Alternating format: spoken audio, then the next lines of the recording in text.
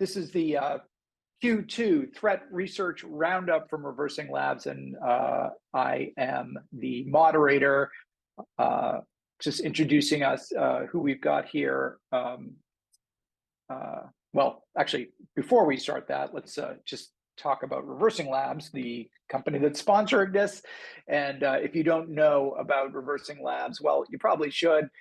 We are one of the top most trusted authorities in file security and threat intelligence. We've been around for 15 years and really one of the industry's leading provider of cyber threat intelligence. We have the kind of foundation of our whole company and our technology is the largest private repository of malware and goodware, 40 billion files, and obviously that number is growing, astronomically every day.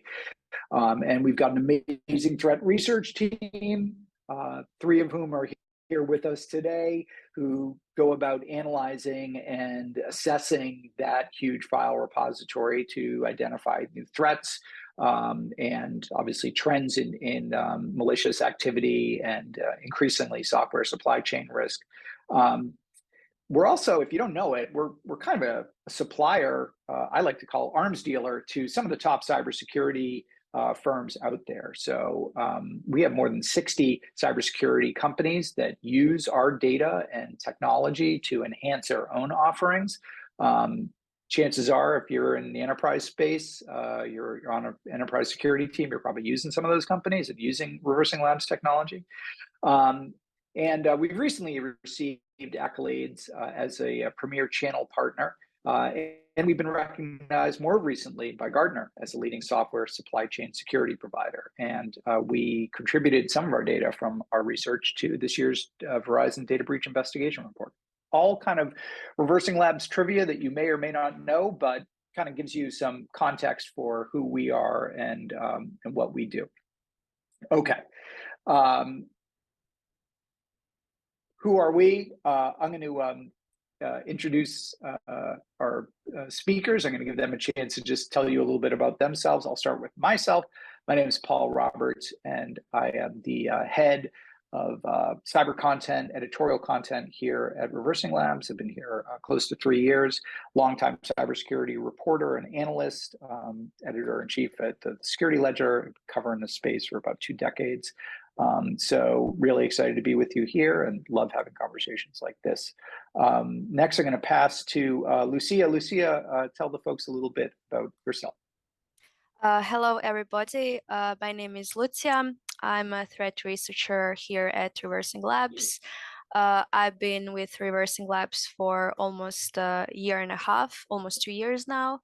And my work here consists of trying to find malicious packages on public repositories, such as NPM and VS Code Marketplace, as well as trying to improve the process and trying to make it better. So yeah, thank you. Thanks, Lucija. Karlo, say hi to everybody. Tell them a little bit about yourself. Hi, everybody. I'm Karlo. I worked more than 5 years at Reversing Labs as a reverse engineer and threat researcher. And my daily jobs include reversing malware and finding threats in open source package repositories and working on rules to detect them in an automated way. Very cool. And with us, we have Petar. Petar, say hi and tell folks a little bit about yourself.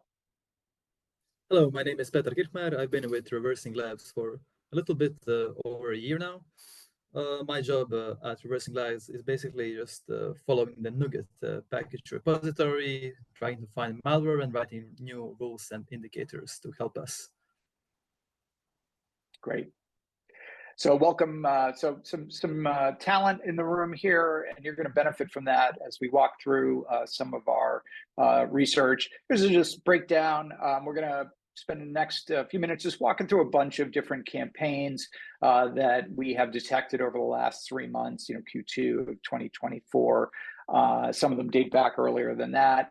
And then we'll wrap up talking about a new tool to kind of help you identify threats like this as a development team or a developer, software producer, software consumer. help you assess risk, particularly in open source repositories and packages. And then obviously we'll take your questions. So, okay. So to start off, we're gonna talk, Karlo. We're gonna talk with you about the this is one of our more interesting reports that came out this quarter, and it was on a Python package index, or PyPy package that was basically a wiper that you discovered, Karlo. But as we dug deeper into this, it seemed not as straightforward, and I think it raised some questions kind of about just the noise that's out there in open source platforms for folks who are both trying to do development, build stuff, and also folks like yourself who are just looking for malicious or suspicious activity. Tell us about this package that you discovered and what you learned. Yeah, well, the package itself, it looked mostly like malware, and it wasn't. In the end, it seemed we came to verdict that it is a red teaming tool after contacting a developer and everything like that. But what's the problem with this type of red team tools is that they are not acting, how should I say, responsibly. The problem is that a large number of red team, not even companies, if it's often today that individuals are doing red teaming, and they use open source public repositories as a threat vector for the company they are doing penetration testing and security assessment. And what is the problem is, in most cases, when we come across classical red team tool, it is it's not fully functional.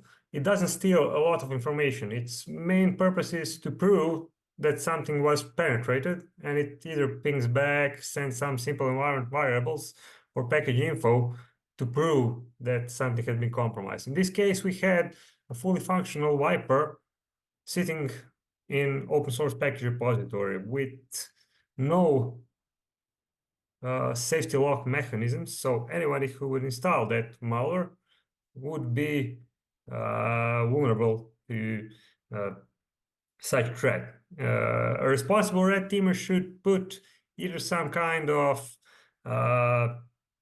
security mechanism to avoid infecting innocent downloader, or remove malicious package after its security assessment has been performed. So when something is finished, you go on and remove the package from such repository. What was also upsetting was that it had a capability to auto-spread over SSH protocol in the local network. In that case, there were some safety mechanism, we must say, a set of local IP addresses which could be infected, but in the end, you have a fully functional wiper sitting in open source package repository. That's something that red teamers should take care of and avoid doing it.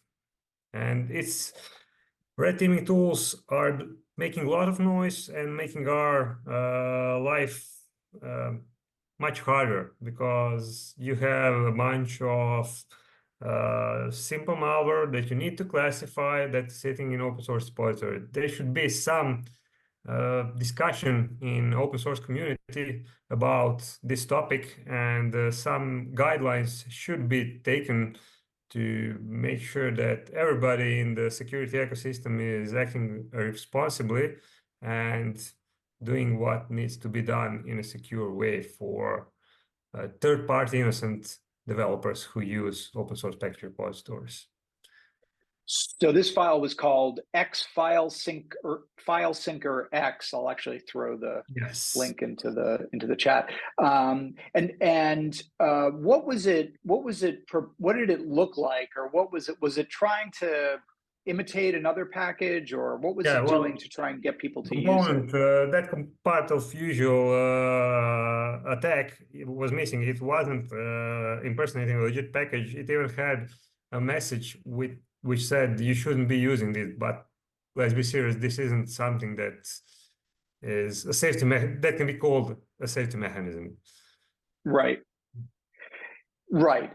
So in your experience with red team when they utilize open source repositories like npm or Python package index? Like, what typically do you see? And because again, here we had basically a functional wiper that could have caused damage if it was downloaded and installed. What typically do you see from red teams when they see a simple beacon back malware which either contacts domain controlled by the red teamer or sends some basic info like machine ID and simple environment variable which can help identify like IP address or something like that, that a machine has been compromised. If we land on some more serious malware, then they usually incorporate safety mechanisms to prevent unwanted infection of users, either specific machine ID, name, or something like that. Yeah.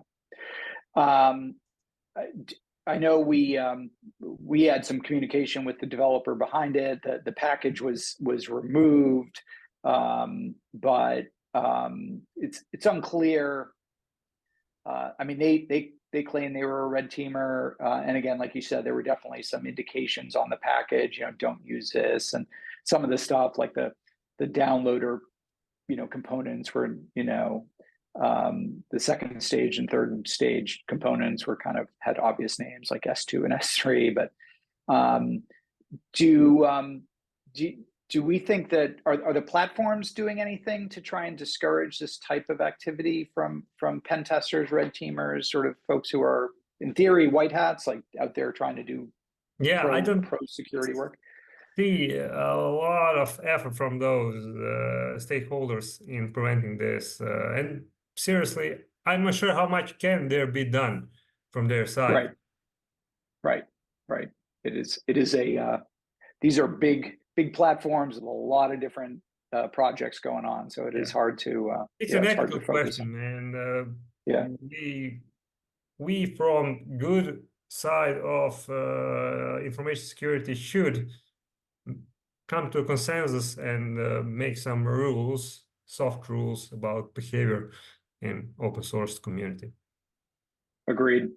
Okay. Lucija, Petar, anything to add to that?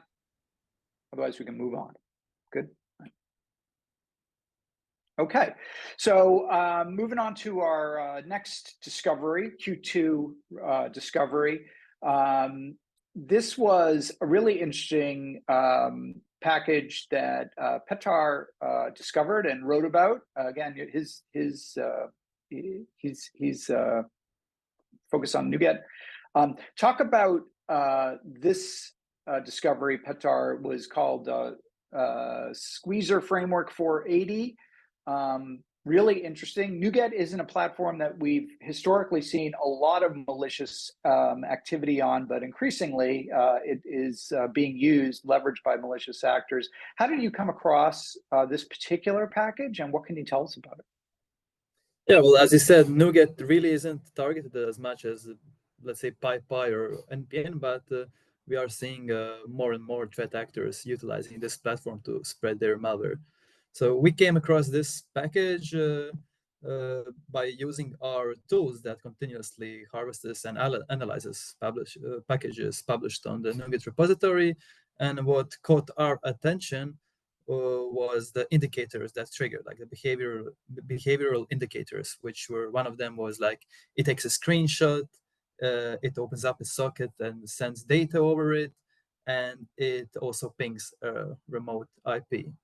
So this package is interesting because the icon of the package and the image we found in the resources of the package, it contains the logo of the Boson Precision Industry Technology, which is like a China-based firm that does industrial and digital equipment manufacturing with focus on consumer electronics, new energy vehicles, semiconductors, etc., etc.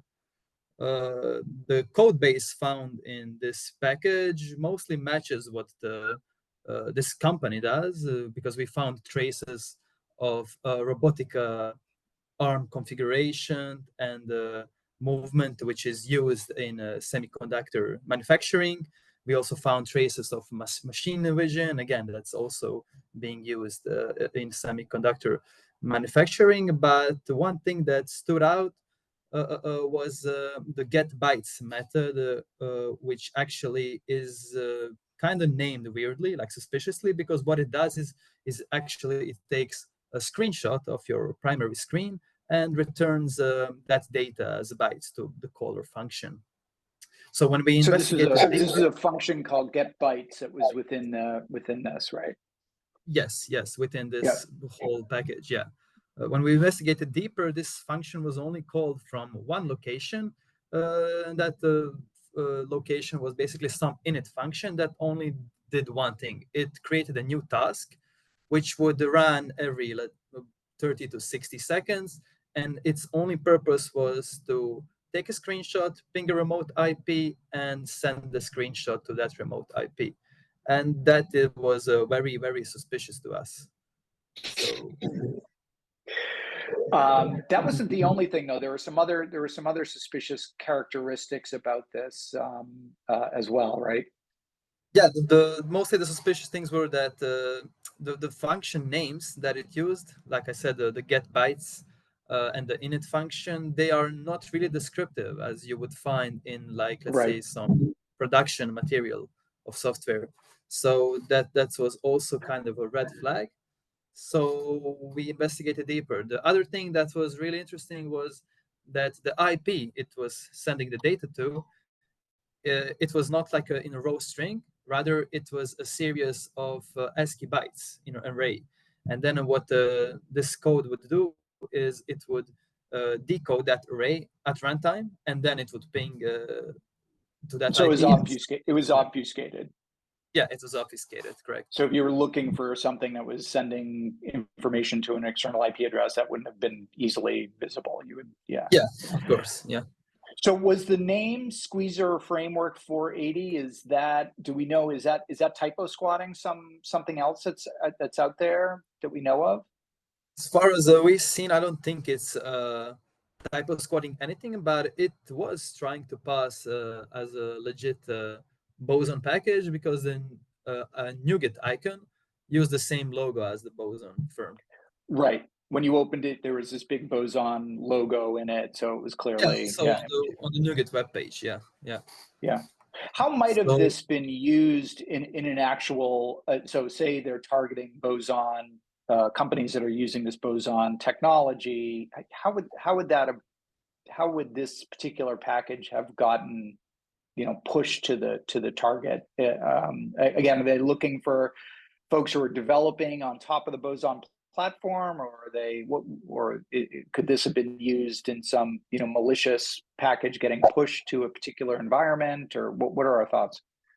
Yes, so our theories are this could be a legit package or a malicious package. We are not really sure, because this does look like a let's say a spyware, because it is taking a screenshot every 30 to 60 seconds and it's sending it to remote IP.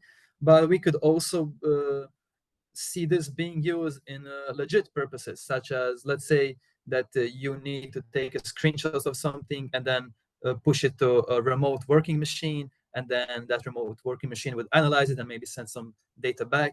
It's really could be a support tool or something like that, right? Yes. Right. Unclear. It's kind of grayware.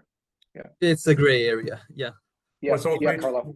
Is that we weren't able to find official development framework on companies' web pages. So this is also possibly some inner worker sharing development frameworks on public package repository for some ever reason, or somebody proposing to share it and empowering with spyware. So that's possible all scenario. of those could be true. Yeah, all of those could be true. Right. And you obviously reached out to Boson, but we did not hear back. Is that right? Yeah, correct. We reached out, but yet we have to hear from them. Yeah. I mean, this really speaks to sort of the complexity. I mean, kind of picking up on what Karlo was saying as well, just the complexity of what's out there, where, you've got this package that seems to be doing kind of spyware-y type things. There are definitely non-malicious, possibilities for why you would want that functionality of taking screen grabs and sending them. And could be malicious, could be non-malicious, could be, again, an employee or a consultant kind of, just leveraging an open source platform and maybe not, locking stuff down as much as he or she should. All of those are potential, scenarios. I guess as the company, though, Bozon, you or any other company, you probably want to be looking out for stuff like this, given that it could infect your environment or your customers' environments, right? Yeah, if you are a company that's using or searching packages on source repositories like NuGet, you really should investigate a bit deeper what you're using, and if it's legit, and really try to understand what the package is doing before you blindly trust it and run it. I think the other point is, taking a worst case scenario, this is intended as a malicious package, put out there by a malicious actor. I think the message in that case is, even if you're some obscure vendor working in a very niche area, industrial equipment or what have you, and you figure, nobody's paying attention to what we do, we work in such a, you need to put that assumption to the side, because the reality is malicious actors are interested. If you're working with high value systems or have customers who are, high value environments, whether those are industrial, critical infrastructure, finance, what have you, healthcare, there are definitely malicious actors out there interested in getting access to those environments, and open source repos and supply chain attacks are one of the ways that they're doing it. You just need to kind of be aware of that, right? Yeah, exactly. The boogeyman is always out to get you. Yes. Yeah. And you're not too small and irrelevant for them. All right, cool. Speaking of which, AWS, not such a small platform, not so obscure, actually pretty much the backbone of a lot of companies these days are, virtual systems running on Amazon Web Services, cloud-based platforms. And Lucija, you found some really interesting stuff that appeared to be targeting AWS users. Tell us a little bit about what you discovered. Yes, so I found this NPM package through daily monitoring NPM and VS Code Marketplace. And basically this NPM package became interesting to me because there was some weird suspicious behaviors happening inside install scripts. So I decided to check them. Basically this package downloaded backdoor. It's very simple backdoor. But what was interesting about this package was that it was dormant for 4 months. So it was published, and the first 3 versions were completely clean. Nothing was out of the place. But the last version that was published was actually malicious. But the most interesting part of this whole package was that the package itself, the malicious actors probably were trying to sell the illusion the package was actually a continuation or a legacy package of another very popular legitimate NPM package. So this package that I found was actually mimicking another popular NPM package called React AVS S3 TypeScript. And this package wasn't maintained for, I think, 2 years.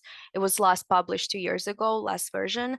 And the last version was 1.1.5. So this malicious actor was trying to make his malicious package to be kind of a legacy of this React AVS, or he was trying to actually to tell the users to try to trick them, so they would think that his malicious package was, completely normal, completely clean, continuation of a legitimate package uploaded regularly.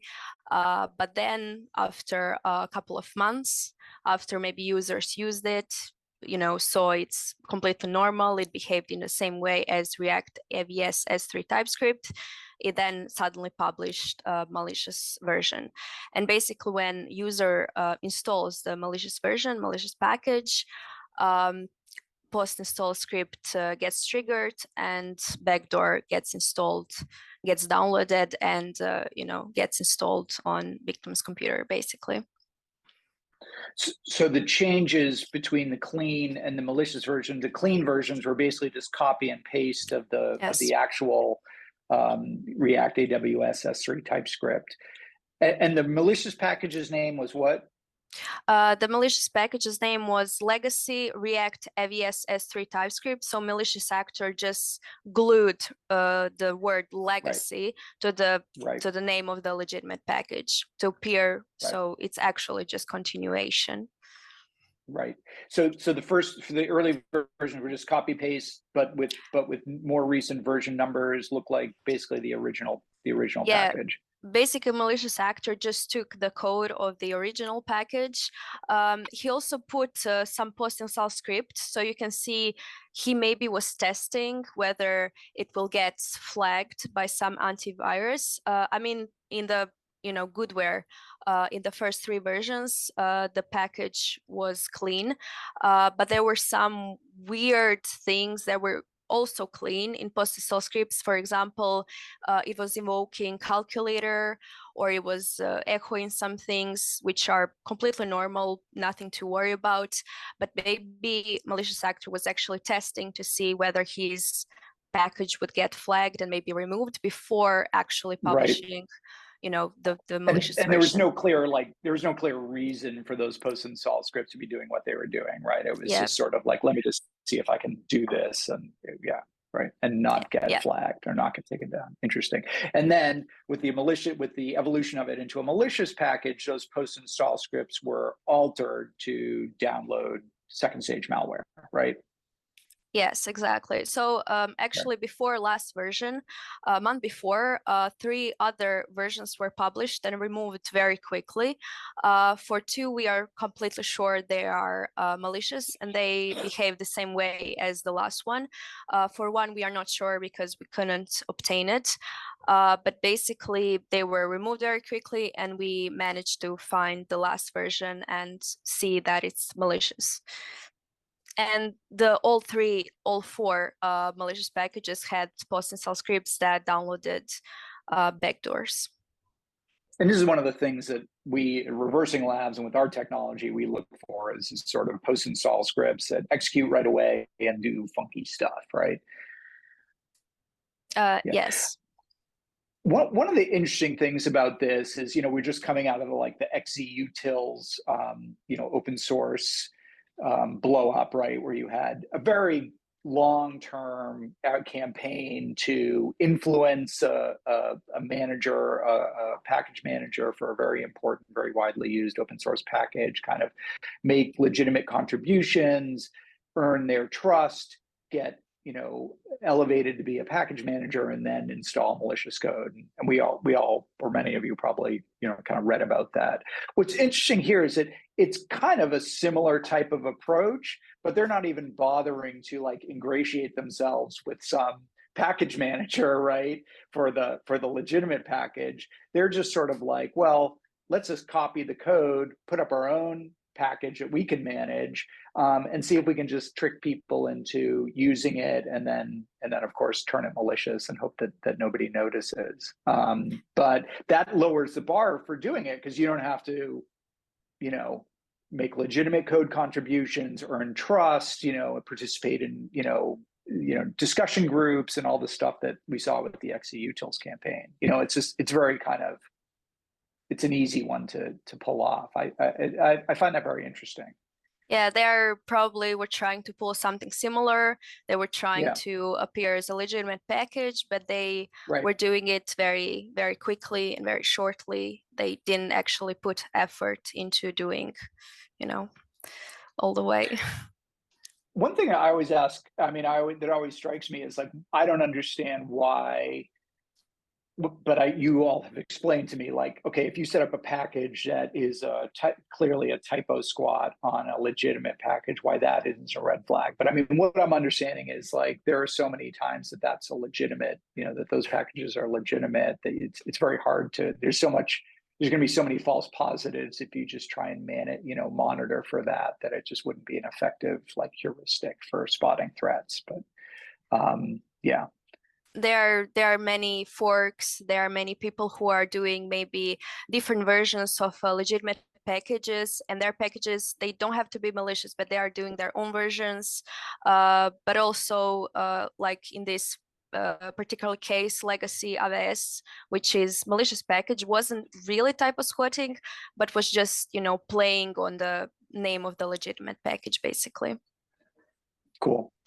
So first of all, for the folks who are online, a number of you, if you've got questions, use the Q&A feature, either about anything that we've talked about, or just if this is just kind of spurring thoughts in your own head, use the Zoom Q&A feature. We will definitely take your questions, and you've got some pretty deep bench of talent here on the webinar, so might as well tap into their brains. Okay, so next discovery was actually a continuation of a campaign that we discovered last year, and that is still alive and still putting out malicious stuff. So last year we wrote about what we called IM Reboot, which was a malicious NuGet campaign that was responsible for a whole bunch of malicious packages. And Karlo, basically what we've discovered is this more recently is, there are new stuff coming from this, would appear to be the same threat actors, but using different techniques to, basically push malicious code out and fool developers into downloading and using these packages. So could you kind of connect the dots between this and the earlier campaign and what's been going on? Yeah, we're quite positive that this is the act of the same threat actor. We would rather say that's one of the prominent actors currently active on NuGet package repository. In early August, we have seen quite simple and rudimentary malware samples, which exploited functionality of initialization scripts like PowerShell scripts that run on installation of NuGet package. And that's quite rudimentary and easy to spot because it was the most known and obvious way to run something on package installation. And we have seen like around 800 packages as a part of that campaign. And later, in October last year, we observed that threat actor taking a step forward and making something less obvious. They've put malware into code segments of MS build task, a feature that's supported by .NET platform and Visual Studio as part of the build environment. And what they did, this way they made it less obvious, so you wouldn't expect to look at that place. Everybody was looking just at initialization scripts, and this was something that wasn't seen before being exploited on NuGet. We have spoken about that in the last blog. This new blog post came across a new, even more sophisticated approach from the same threat actor. What they were doing, they were using e-leaving technique, also a technique already known for more than a year or two, if not even older than that, but again, not seen to be exploited by malware before. What's the goal? again, like in case with Lucija's research, malware authors take a legitimate package, keep its functionality, and just append their malicious one. In this case, they are doing it on a binary level, MSL, intermediate language compiled. When you use .NET DLLs, they are compiled into intermediate language. There are tools and mechanics which provide you with capability to decompile that DLL, add code to it, and recompile it back. So basically what they do, they take a fully functional DLL, append a module initializer to them.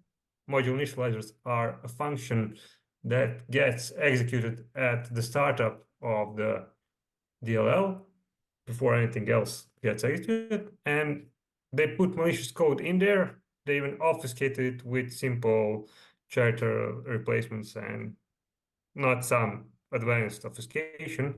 And in the end, they package it all back, take a similar name, and hope that you will use it in a way. Petar can tell more about the impersonation attempts he did that part of the research. Yep, Petar. Yeah, so basically what they would use on NuGet supports homoglyphs, which essentially are characters that look the same, but under the hood, they are represented by different Unicode, different bytes. So what they would do is they would take packages, legit packages, and as Carlos said, they would inject malware into them as module initializers, and then they would publish them to NuGet as newer or I don't know, different versions, but using the same name. Now, NuGet has a protection called reserved prefix, which is basically if somebody reserves a prefix, nobody else can use it other than the authors who reserved it. How the malicious actors bypass this is by using these mentioned homoglyphs in their names. So basically, when you take a look at the package at the first time, you can see, okay, it looks the same as this one, but in actuality, under the hood, it's a completely different one.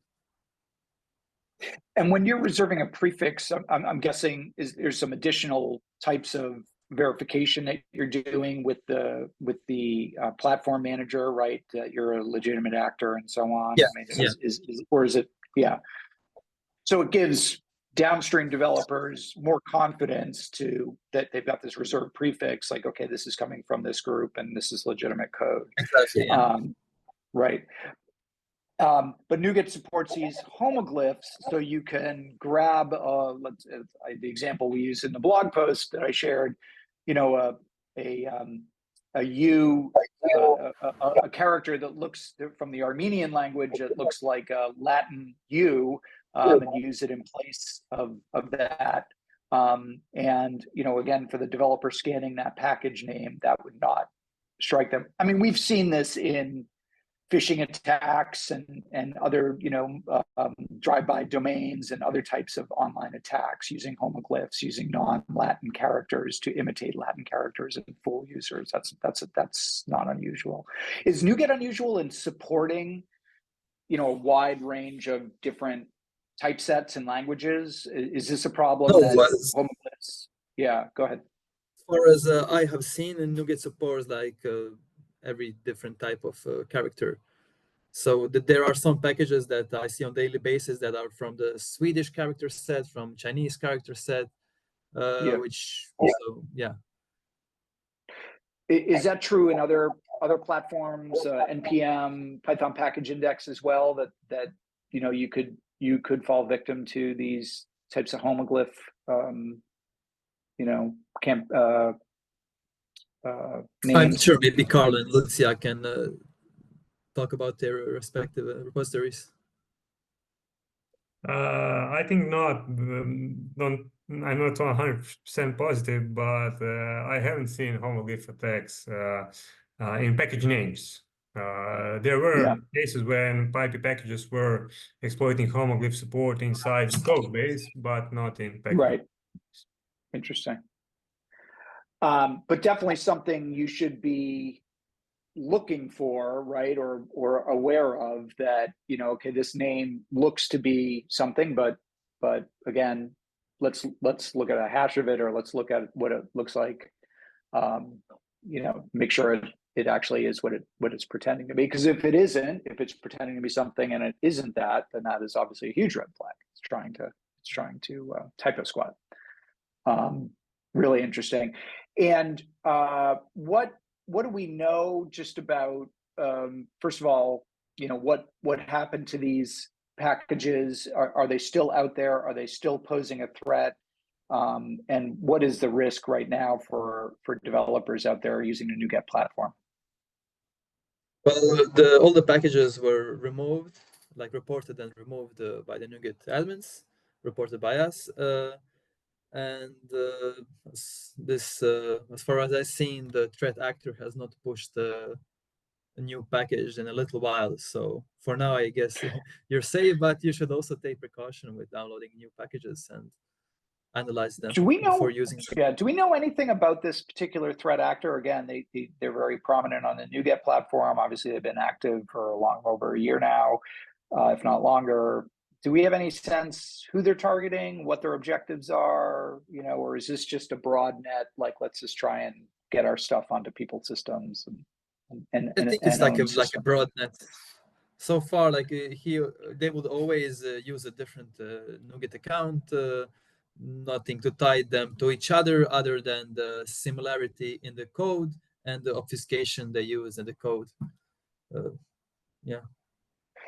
And Karlo, for the IL weaving, that's intermediate language weaving, is there an advantage to using that to append malicious code to binaries, or are there disadvantages? Or are there things that you can't do versus post install script or something like that too? Well, it's advantage in case you don't have source code, so you can't compile from source code, and then you can take a compile binary and append functionality to it. How otherwise, there's no other way that you could add it if you couldn't compile it. It's either you push your malicious code at source level and compile the entire thing, or take a compiled binary, decompile it, append, and compile it back. So this is much easier for attacker to impersonate any kind of DLL out there that isn't digitally signed, because if you did this on a digitally signed, it will break. So that's again why all the development community should perform digital signatures on compiled binaries. Right. Okay. So I think one of the things that this whole conversation raises, right, is this question of, as a developer, individual developer, as part of a development organization, like, how are you really supposed to manage these risks that are, cropping up on open source platforms, and what tools or technologies might be able to help you to manage those risks. And so that, with that in mind, we here at ReversingLabs recently introduced kind of an answer to that question, a way to help developers, called Spectra Assure Community. And Lucija, you were going to just tell the folks a little bit about what Spectra Assure Community is, and give some examples of like how they might be able to use it. It's a free tool, how they might be able to use it to, spot some of these types of campaigns that we've been talking about. So Spectra Assure Community is our free tool, free page, where you can search upon packages from repositories. Currently, we have npm, PyPy, and Ruby gems, and team is working very hard on adding even more repositories. Currently, PyPy community is also in beta. But basically here, you can search upon any package on npm and see a bunch of informations. I have given on next slides actually two examples. So here is the first example of a package that can be shown in this with this tool. Basically, this is a malicious package. And as you can see, there are a bunch of information such as issues, behaviors, vulnerabilities. You can see maybe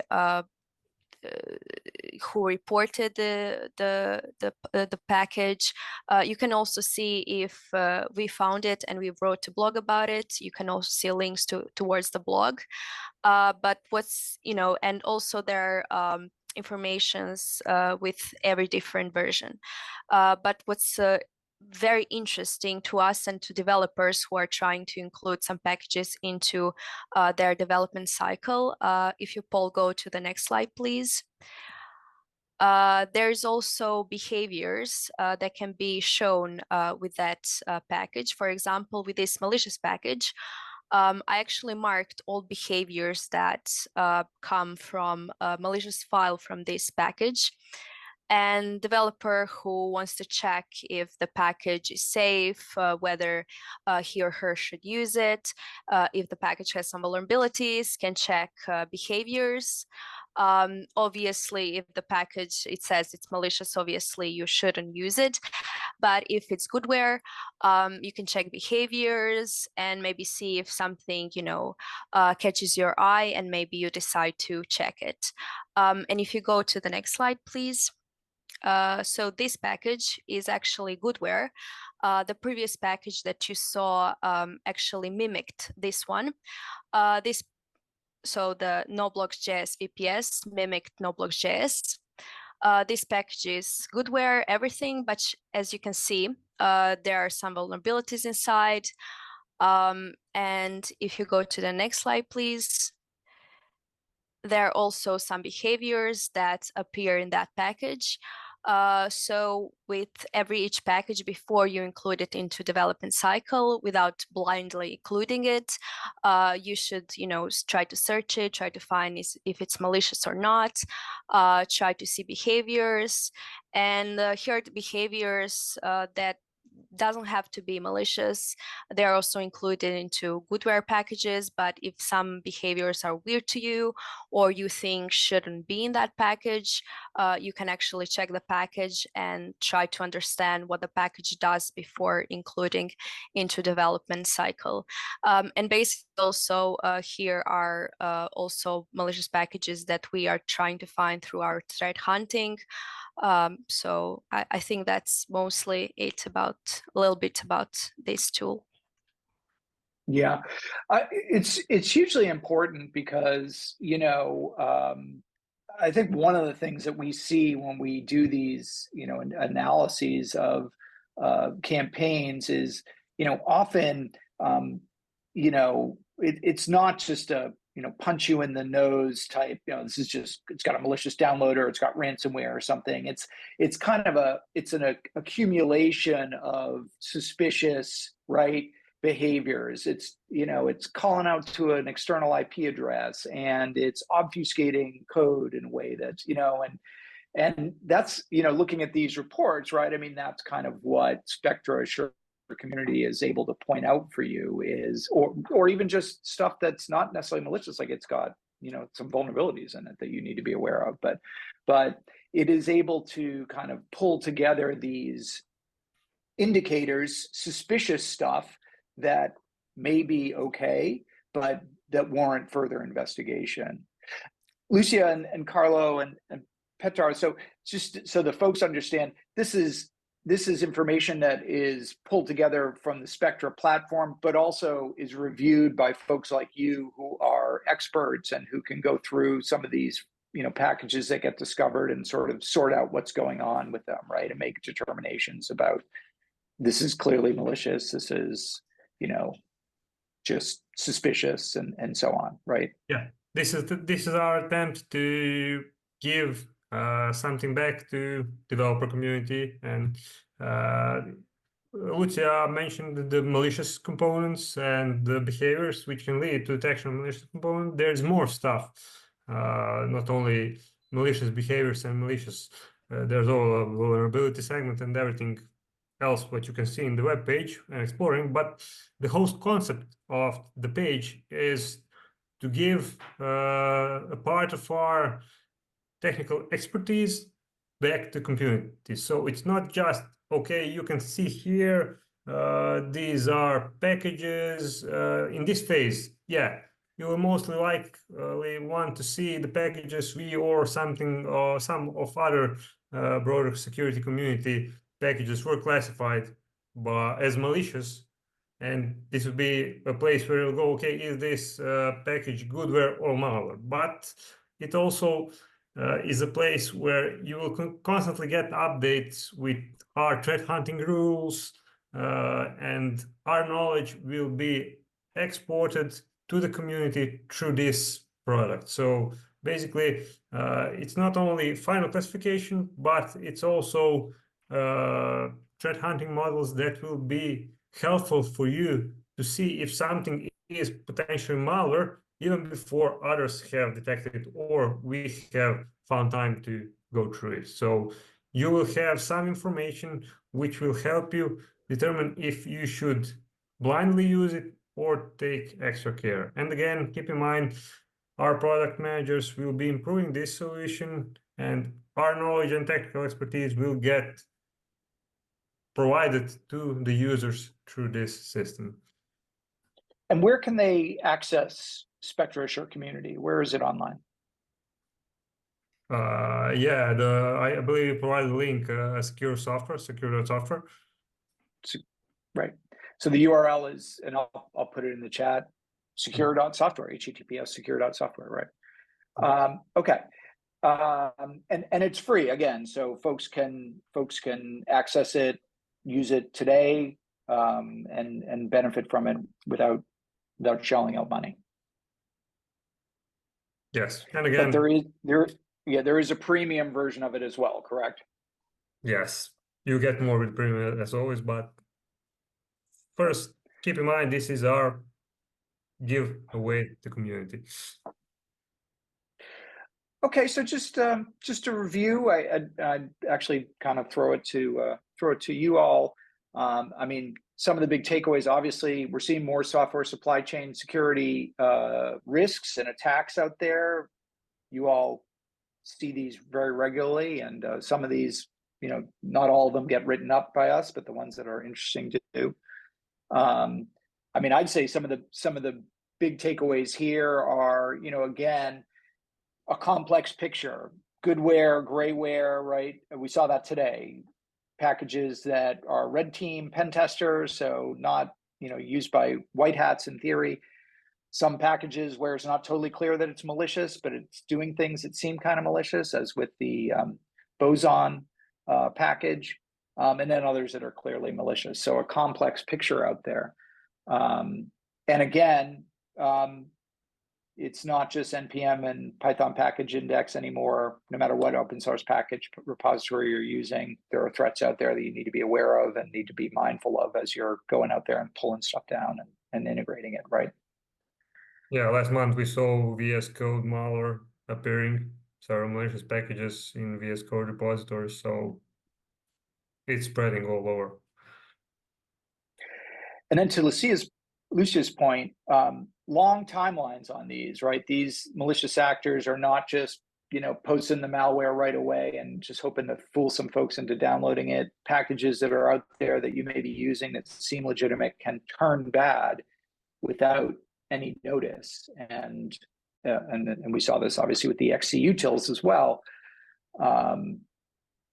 What do organizations need to do? How can developers kind of keep aware of that? Is there an easy way to know when this thing I'm using has suddenly turned bad on me? Well, you should definitely perform security assessment after each version upgrade of a package, open source package you are using. If it's not in-house, there's a possibility. There were known attacks, I believe, a Ledger crypto package or something like that, where official package was compromised. You never know. So it's a legitimate source, got compromised, and malicious actor abused it to publish malware. So whenever you go up a version, you should reassess it that's where our security tools come in. You can compare versions with previous versions and see what has changed.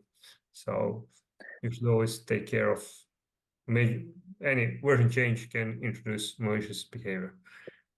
And again, Spectre Assure Community is a tool you can use to give you a quick look at, here's this, package library I've used, but this is a new version of it. Does it check out, or is there something unusual that has changed since the last version?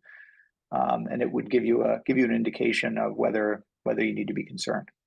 Yes. And I think that's kind of got to be the part of the process, right, for any development group these days, especially using open source. Okay, want to thank Karlo, Lucija, Petar. Thank you so much for coming in and talking to us about your amazing work, and thanks for all the work that you do. Thank you. Thanks for having us. My pleasure, and we'll do it again. Actually, we will do it again next quarter. So keep up the good work, keep hunting, and we'll be back to talk with you guys in Q3 about what you found. All right. And thanks everyone for joining us. We'll do this again. Thanks very much. Thank you. Bye. Bye. Bye-bye.